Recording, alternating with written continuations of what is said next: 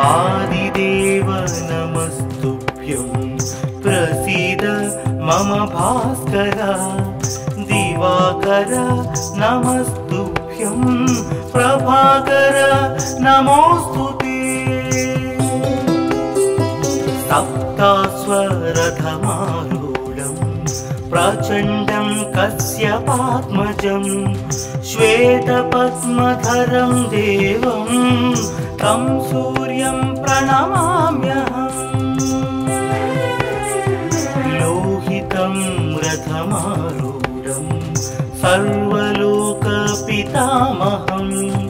महापापहरं देवं तं सूर्यं प्रणमाम्यहम् त्रैगुण्यं च महासूरं ब्रह्म विष्णु महेश्वरं महापापहरं देवं तं सूर्यं प्रणमाम्यहम् रुहितं तेजसां पुञ्जं वायुमाकाशमेव च प्रभुं च सर्वलोकानां तं सूर्यं प्रणमाम्यहम् बन्दूकपुष्पसङ्काशं हारकुण्डलभूषितम् एकचक्रधरं देवं तं सूर्यं प्रणमाम्यहम् विश्वेशं विश्वकर्तारं महातेजः प्रदीपनं महापापहरं देवं तं सूर्यं प्रणमाम्यहम् तं सूर्यं जगतां नाथं ज्ञानविज्ञानमोक्षदं महापापहरं देवं तं सूर्यं प्रणमाम्यहम्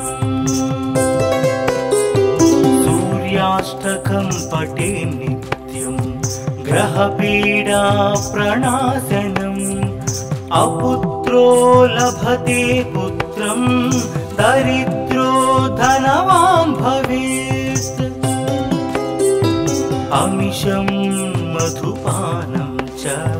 यः करोति रवेर्धिने सप्तजन्म भवेद्रोगी जन्म कर्म दरिद्रता मधुमांसानि हस्त्यजेस्तुरवेर्धिनि न व्याधिशोकदारिद्र्यं सूर्यलोकं स गच्छति आदिदेव नमस्तुभ्यं प्रसीद मम भास्कर दिवाकर नमस्तुभ्यं प्रभाकर नमोस्तुते सप्तास्वरथमारूढं प्रचण्डं कश्यपात्मजं श्वेतपद्मधरं देवं तं सूर्यं प्रणमाम्यहम् लोहितं रथमारूढं सर्वलोकपितामहं महापापहरं देवं तं सूर्यं प्रणमाम्यहम् त्रैगुण्यं च महासूरं ब्रह्म विष्णु महेश्वरं महापापहरं देवं तं सूर्यं प्रणमाम्यहम् तेजसां पुञ्जं वायुमाकाशमेव च प्रभुं च सर्वलोकानां तं सूर्यं प्रणमाम्यहम् बन्दूकपुष्पसङ्काशं हारकुण्डलभूषितम् एकचक्रधरं देवं तं सूर्यं प्रणमाम्यहम् विश्वेशं विश्वकर्तारं महातेजः प्रदीपनं महापापहरं देवं तं सूर्यं प्रणमाम्यहम् तं सूर्यं जगतां नाथं ज्ञानविज्ञानमोक्षदं महापापहरं देवं तं सूर्यं प्रणमाम्यहम्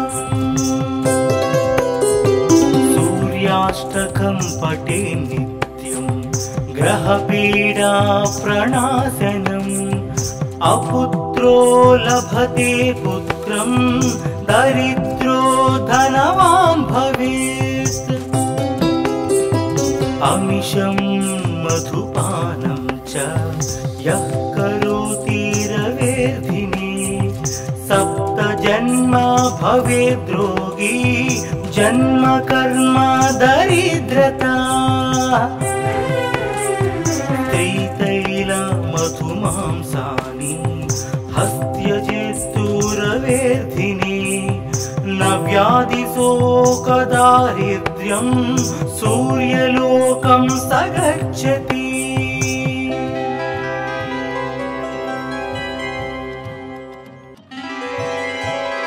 आदिदेव नमस्तुभ्यं प्रसीद मम भास्कर दिवाकर नमस्तुभ्यं प्रभाकर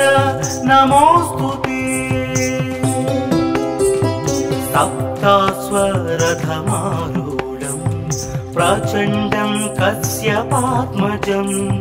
श्वेतपद्मधरं देवं तं सूर्यं प्रणमाम्यहम् लोहितं रथमारूढं सर्वलोकपितामहं महापापहरं देवं तं सूर्यं प्रणमाम्यहम्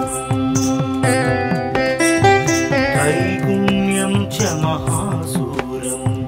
ब्रह्म विष्णु महेश्वरं महापापहरं देवं तं सूर्यं प्रणमाम्यहम् रुहितं तेजसां पुञ्जं वायुमाकाशमेव च प्रभुं च सर्वलोकानां तं सूर्यं प्रणमाम्यहम् बन्दूकपुष्पसङ्कासं हारकुण्डलभूषितम् एकचक्रधरं देवं तं सूर्यं प्रणमाम्यहम् विश्वेशं विश्वकर्तारं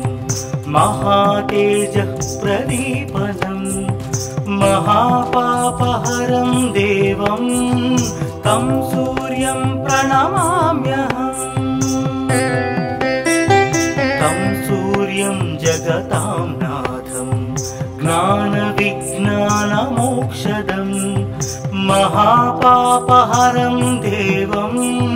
तं सूर्यं प्रणमाम्यहम् सूर्याष्टकं पठे नित्यं ग्रहपीडा प्रणाशनम् अपुत्रो लभते पुत्रं दरिद्रो धनवान् भवेत् अमिषं मधुपानं च यः करोति रवेर्धिने सप्त जन्म भवेद्रोगी जन्म कर्म दरिद्रता त्रितैल मधुमांसानि हस्त्यजेस्तुरवेर्धिने न व्याधिशोकदारिद्र्यं सूर्यलोकं स गच्छति आदिदेव नमस्तुभ्यं प्रसीद मम भास्कर दिवाकर नमस्तुभ्यं प्रभाकर नमोस्तुते सप्तास्वरथमारूढं प्रचण्डं कश्यपात्मजं श्वेतपद्मधरं देवं तं सूर्यं प्रणमाम्यहम् लोहितं रथमारूढं सर्वलोकपितामहं महापापहरं देवं तं सूर्यं प्रणमाम्यहम् त्रैगुण्यं च महासूरं ब्रह्म विष्णु महेश्वरं महापापहरं देवं तं सूर्यं प्रणमाम्यहम् रुहितं तेजसां पुञ्जं वायुमाकाशमेव च प्रभुं च सर्वलोकानां तं सूर्यं प्रणमाम्यहम् बन्दूकपुष्पसङ्कासं हारकुण्डलभूषितम् एकचक्रधरं देवं तं सूर्यं प्रणमाम्यहम् विश्वेशं विश्वकर्तारं महातेजः प्रदीपनं महापापहरं देवं तं सूर्यं प्रणमाम्यहम् तं सूर्यं जगतां नाथं ज्ञानविज्ञानमोक्षदं महापापहरं देवं तं सूर्यं प्रणमाम्यहम् सूर्याष्टकं पठे नित्यं ग्रहपीडा प्रणाशनम् अपुत्रो लभते पुत्रं दरिद्रो धनवान् भवेत् अमिषं मधुपानं च यः करोति रवेर्धिने सप्तजन्म भवेद्रोगी जन्म कर्म दरिद्रता त्रितैल मधुमांसानि हस्त्यजेस्तुरवेर्धिने न व्याधिशोकदारिद्र्यं सूर्यलोकं स गच्छति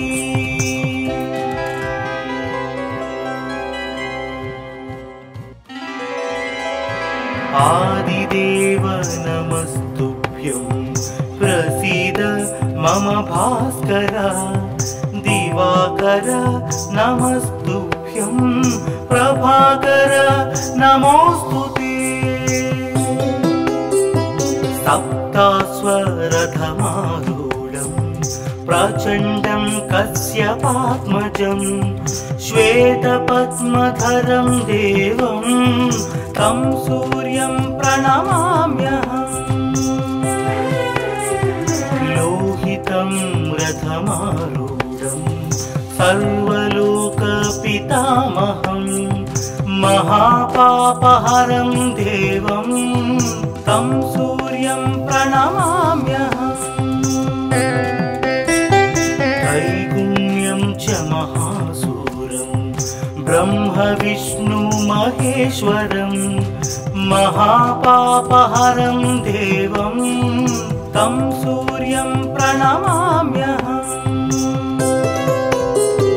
रुहितं तेजसां पुञ्जं वायुमाकाशमेव च प्रभुं च सर्वलोकानां तं सूर्यं प्रणमाम्यहम् बन्दूकपुष्पसङ्कासं हारकुण्डलभूषितम् एकचक्रधरं देवं तं सूर्यं प्रणमाम्यहम् विश्वेशं विश्वकर्तारं महातेजः प्रदीपनं महापापहरं देवं तं सूर्यं प्रणमाम्यहम् जगतां नाथं ज्ञानविज्ञान ज्ञानविज्ञानमोक्षदं महापापहरं देवं तं सूर्यं प्रणमाम्यहम्। सूर्याष्टकं पठे नित्यं ग्रहपीडा प्रणाशनम्। अपुत्रो लभते पुत्रं दरिद्रो धनवान् भवेत्। अमिषं मधुपानं च यः करोति रवेर्धिने 7 जन्म भवेद् रोगी जन्म कर्म दरिद्रता।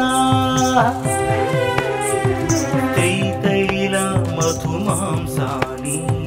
हस्त्यजेस्तु रवेर्धिने न व्याधिशोकदारिद्र्यं सूर्यलोकं स गच्छति। आदिदेव नमस्तुभ्यं प्रसीद मम भास्कर। दिवाकर नमस्तुभ्यं प्रभाकर नमोस्तुते। सप्ताश्वरथमारूढं प्रचण्डं कश्यपात्मजं श्वेतपद्मधरं देवं तं सूर्यं प्रणमाम्यहम्। लोहितं रथमारूढं सर्वलोकपितामहं महापापहरं देवं तं सूर्यं प्रणमाम्यहम्। त्रैगुण्यं च महासूरं ब्रह्म विष्णु महेश्वरं महापापहरं देवं तं सूर्यं प्रणमाम्यहम्। रुहितं तेजसां पुञ्जं वायुमाकाशमेव च प्रभुं च सर्वलोकानां तं सूर्यं प्रणमाम्यहम्। बन्दूकपुष्पसङ्कासं हारकुण्डलभूषितम् एकचक्रधरं देवं तं सूर्यं प्रणमाम्यहम्। विश्वेशं विश्वकर्तारं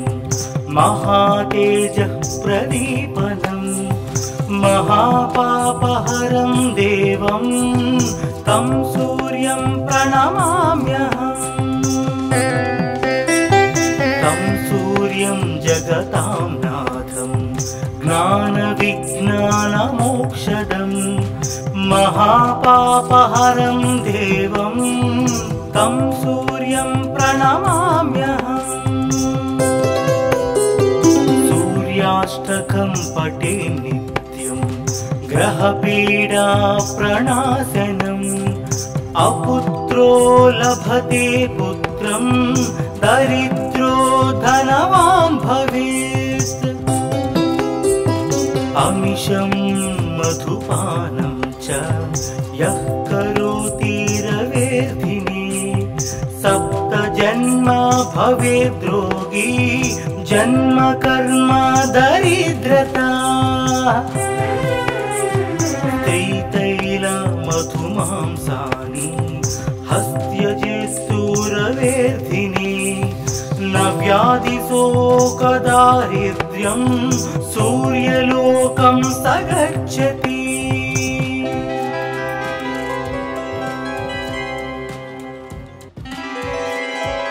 आदिदेव नमस्तुभ्यं प्रसीद मम भास्कर। दिवाकर नमस्तुभ्यं प्रभाकर नमोस्तुते। सप्ताश्वरथमारूढं प्रचण्डं कश्यपात्मजं श्वेतपद्मधरं देवं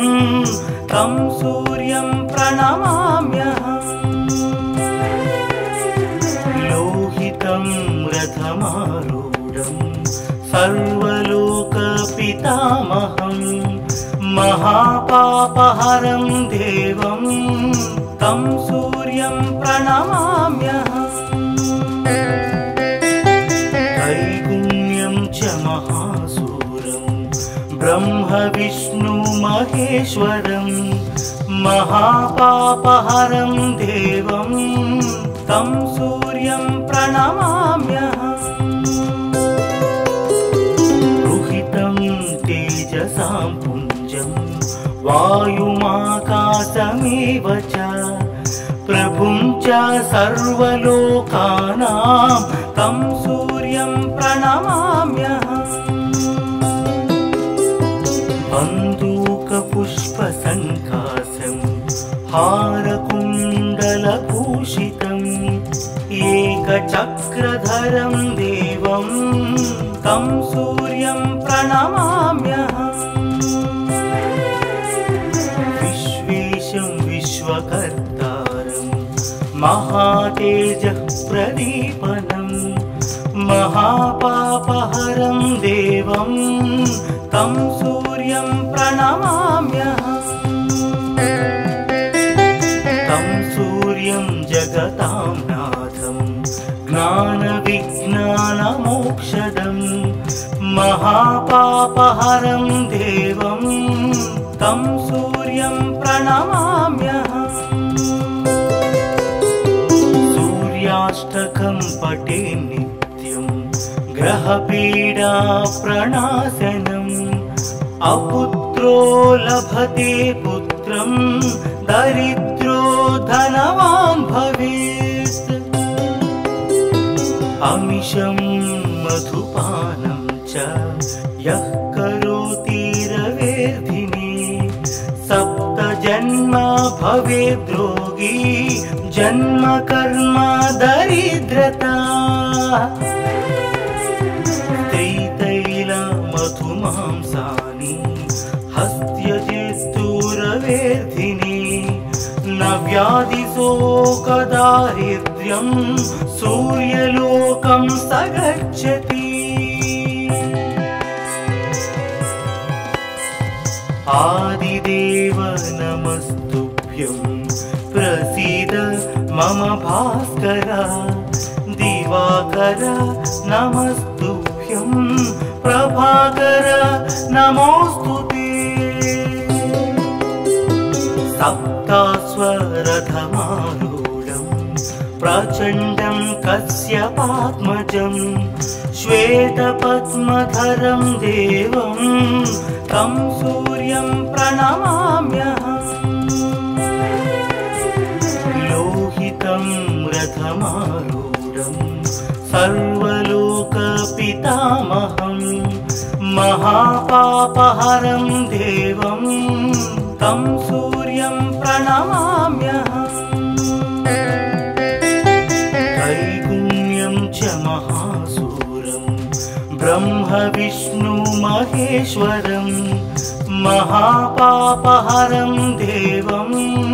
तं सूर्यं प्रणमाम्यहम् रुहितं तेजसां पुञ्जं वायुमाकाशमेव च प्रभुं च सर्वलोकानां तं सूर्यं प्रणमाम्यहम् बन्दूकपुष्पसङ्कासं हारकुण्डलभूषितम् एकचक्रधरं देवं तं सूर्यं प्रणमाम्यहम् विश्वेशं विश्वकर्तारं महातेजः प्रदीपनं महापापहरं देवं तं सूर्यं प्रणमाम्यहम् तं सूर्यं जगतां नाथं ज्ञानविज्ञानमोक्षदं महापापहरं देवं तं सूर्यं प्रणमाम्यहम् सूर्याष्टकं पठे नित्यं ग्रहपीडा प्रणाशनं अपुत्रो लभते पुत्रं दरिद्रो धनवान् भवेत् अमिषं मधुपानं च यः करोति रवेर्धिने सप्त जन्म भवेत् रोगी जन्म कर्म दरिद्रता त्रितैल मधुमांसानि हस्त्यजेत्तु रवेर्धिने न व्याधिशोकदारिद्र्यं सूर्यलोकं स गच्छति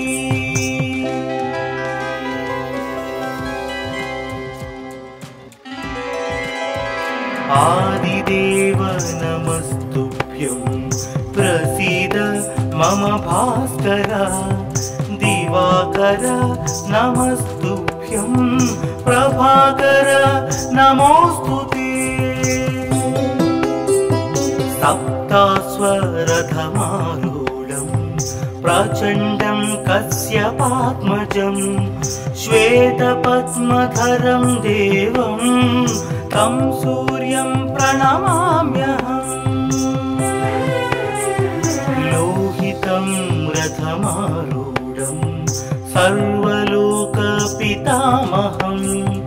महापापहरं देवं तं सूर्यं प्रणमाम्यहम् त्रैगुण्यं च महासूरं ब्रह्म विष्णु महेश्वरं महापापहरं देवं तं सूर्यं प्रणमाम्यहम् रुहितं तेजसां पुञ्जं वायुमाकाशमेव च प्रभुं च सर्वलोकानां तं सूर्यं प्रणमाम्यहम् बन्दूकपुष्पसङ्कासं हारकुण्डलभूषितम् एकचक्रधरं देवं तं सूर्यं प्रणमाम्यहम् विश्वेशं विश्वकर्तारं महातेजः प्रदीपनं महापापहरं देवं तं सूर्यं प्रणमाम्यहम् तं सूर्यं जगतां नाथं ज्ञानविज्ञानमोक्षदं महापापहरं देवं तं सूर्यं प्रणमाम्यहम् सूर्याष्टकं पठे नित्यं ग्रहपीडा प्रणाशनम् अपुत्रो लभते पुत्रं दरिद्रो धनवान् भवेत् अमिषं मधुपानं च यः करोति रवेर्धिने सप्त जन्म भवेत् रोगी जन्म कर्म दरिद्रता त्रितैल मधुमांसानि हस्त्यजेत्तु रवेर्धिने न व्याधिशोकदारिद्र्यं सूर्यलोकं स गच्छति आदिदेव नमस्तुभ्यं प्रसीद मम भास्कर दिवाकर नमस्तुभ्यं प्रभाकर नमोस्तुते सप्तास्वरथमारूढं प्रचण्डं कश्यपात्मजं श्वेतपद्मधरं देवं तं सूर्यं प्रणमाम्यहम् लोहितं रथमारूढं सर्वलोकपितामहं महापापहरं देवं तं सूर्यं प्रणमाम्यहम् त्रैगुण्यं च महासूरं ब्रह्म विष्णु महेश्वरं महापापहरं देवं तं सूर्यं प्रणमाम्यहम् रुहितं तेजसां पुञ्जं वायुमाकाशमेव च प्रभुं च सर्वलोकानां तं सूर्यं प्रणमाम्यहम् बन्दूकपुष्पसङ्कासं हारकुण्डलभूषितम् एकचक्रधरं देवं तं सूर्यं प्रणमाम्यहम् विश्वेशं विश्वकर्तारं महातेजः प्रदीपनं महापापहरं देवं तं सूर्यं प्रणमाम्यहम् तं सूर्यं जगतां नाथं ज्ञानविज्ञानमोक्षदं महापापहरं देवं तं सूर्यं प्रणमाम्यहम् सूर्याष्टकं पठे नित्यं ग्रहपीडा प्रणाशनम् अपुत्रो लभते पुत्रं दरिद्रो धनवान् भवेत् अमिषं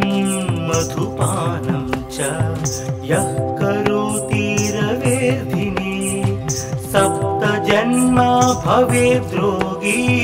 जन्म कर्म दरिद्रता मधुमांसानि हस्त्यजित्सुरवेर्धिने न व्याधिशोकदारिद्र्यं सूर्यलोकं स गच्छति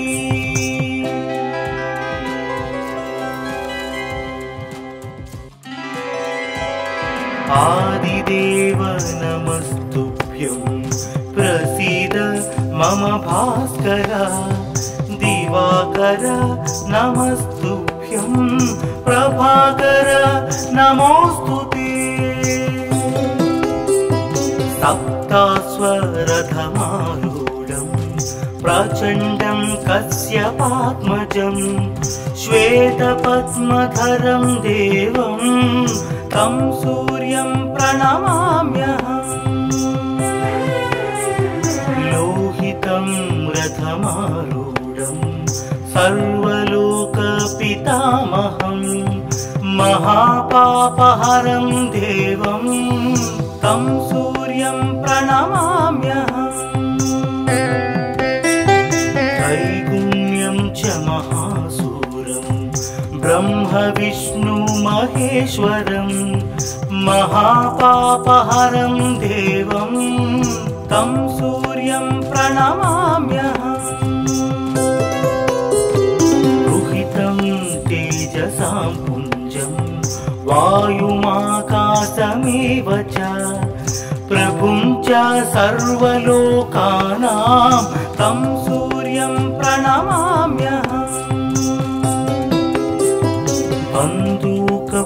बन्दूकपुष्पसङ्कासं हारकुण्डलभूषितम् एकचक्रधरं देवं तं सूर्यं प्रणमाम्यहम् विश्वेशं विश्वकर्तारं महातेजः प्रदीपनं महापापहरं देवं तं सूर्यं प्रणमाम्यहम् तं सूर्यं जगतां नाथं ज्ञानविज्ञानमोक्षदं महापापहरं देवं तं सूर्यं प्रणमाम्यहम् सूर्याष्टकं पठे नित्यं ग्रहपीडा प्रणाशनम् अपुत्रो लभते पुत्रं दरिद्रो धनवान् भवेत् अमिषं मधुपानं च यः करोति रवेर्धिने भवेद्रोगी जन्म कर्म दरिद्रता त्रितैल मधुमांसानि हस्त्यजेस्तुरवेर्धिनि न व्याधिशोकदारिद्र्यं सूर्यलोकं स गच्छति आदिदेव नमस्तुभ्यं प्रसीद मम भास्कर दिवाकर नमस्तुभ्यं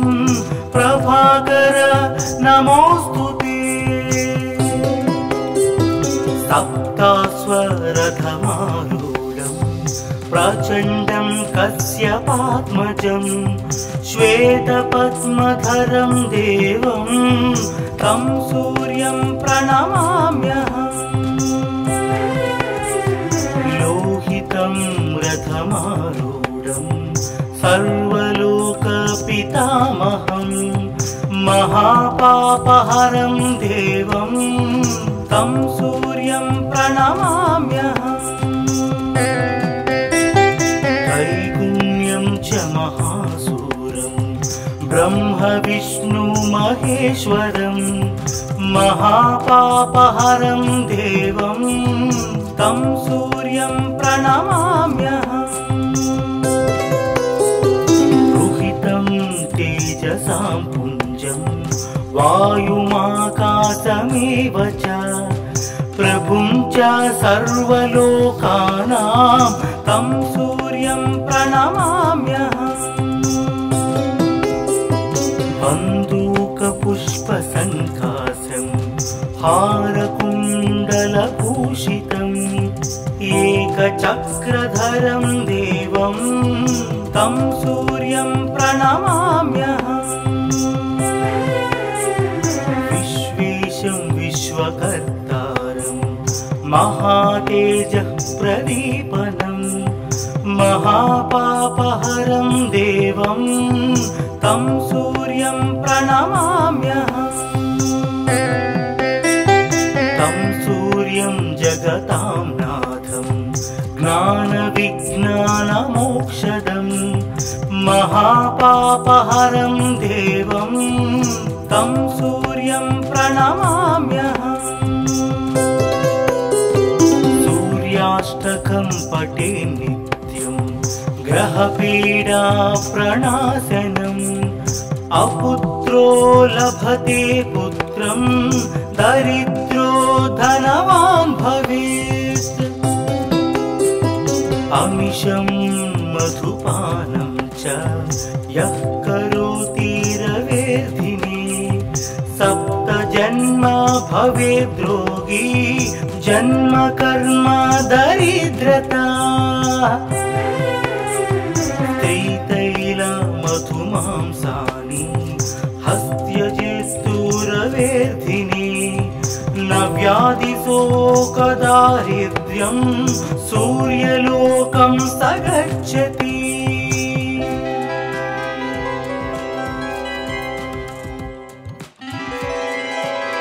आदिदेव नमस्तुभ्यं प्रसीद मम भास्कर दिवाकर नमस्तुभ्यं प्रभाकर नमोस्तुते सप्तास्वरथमारूढं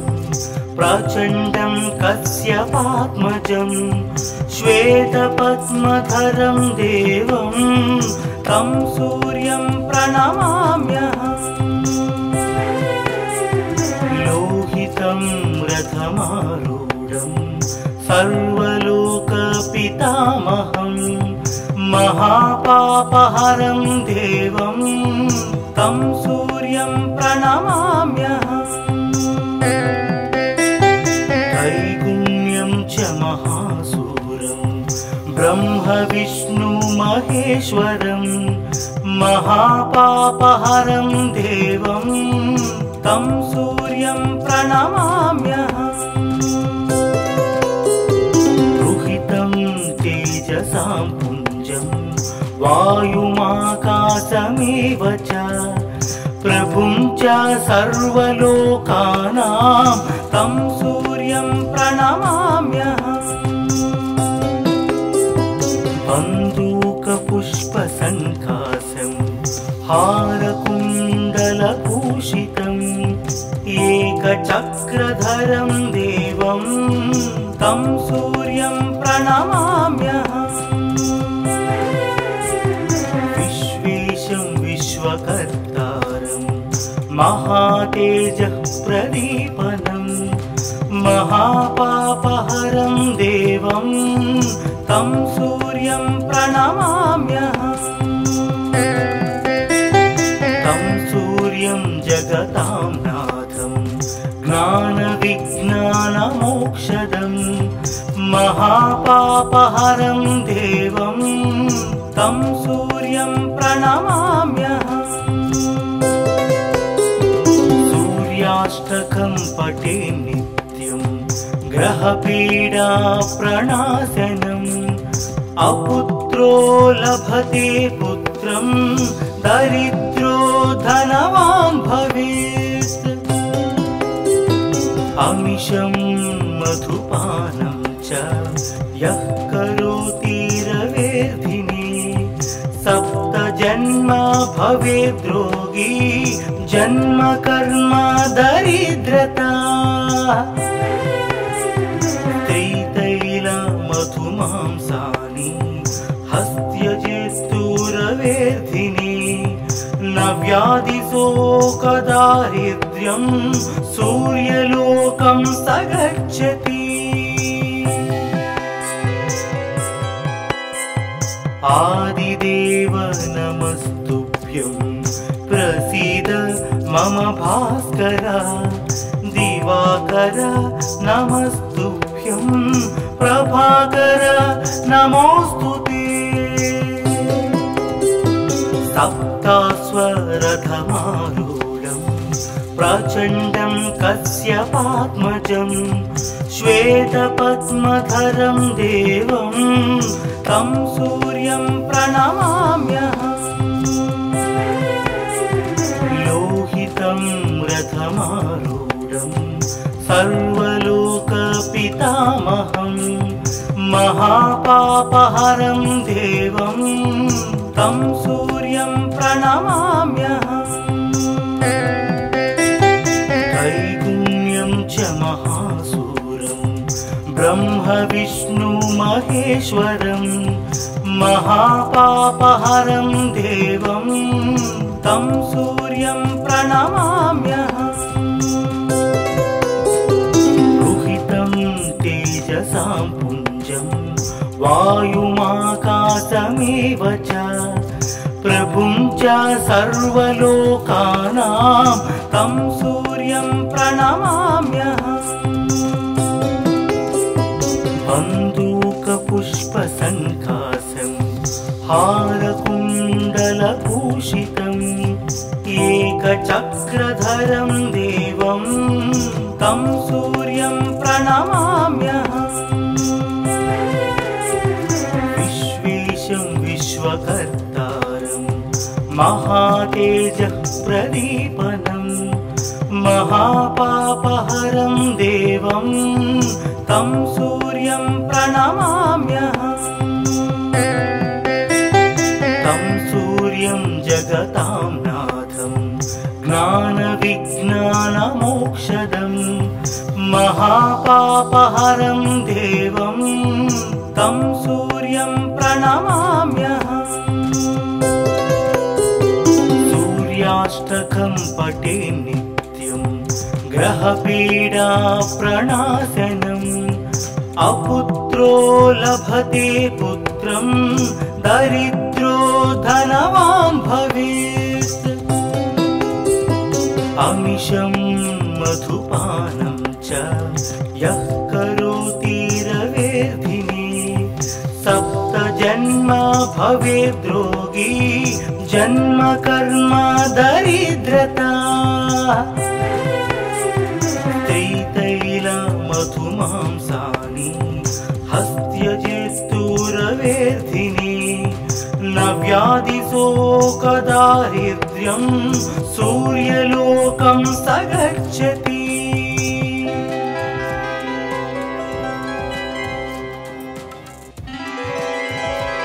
आदिदेव नमस्तुभ्यं प्रसीद मम भास्कर। दिवाकर नमस्तुभ्यं प्रभाकर नमोस्तुते। सप्तास्वरथमारूढं प्रचण्डं कश्यपात्मजं श्वेतपद्मधरं देवं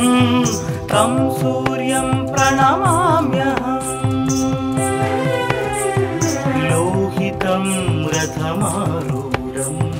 सर्वलोकपितामहं महापापहरं देवं तं सूर्यं प्रणमाम्यहम्। त्रैगुण्यं च महासूरं ब्रह्म विष्णु महेश्वरं महापापहरं देवं तं सूर्यं प्रणमाम्यहम्। रुहितं तेजसां पुञ्जं वायुमाकाशमेव च प्रभुं च सर्वलोकानां तं सूर्यं प्रणमाम्यहम्। बन्दूकपुष्पसङ्काशं हारकुण्डलभूषितम् एकचक्रधरं देवं तं सूर्यं प्रणमाम्यहम्। विश्वेशं विश्वकर्तारं महातेजः प्रदीपनं महापापहरं देवं तं सूर्यं प्रणमाम्यहम्। तं सूर्यं जगतां नाथं ज्ञानविज्ञानमोक्षदं महापापहरं देवं तं सूर्यं प्रणमाम्यहम्। सूर्याष्टकं पठे नित्यं ग्रहपीडा प्रणाशनम् अपुत्रो लभते पुत्रं दरिद्रो धनवान् भवेत्। अमिषं मधुपानं च यः करोति रवेर्धिने सप्तजन्म भवेद्रोगी जन्म कर्म दरिद्रता।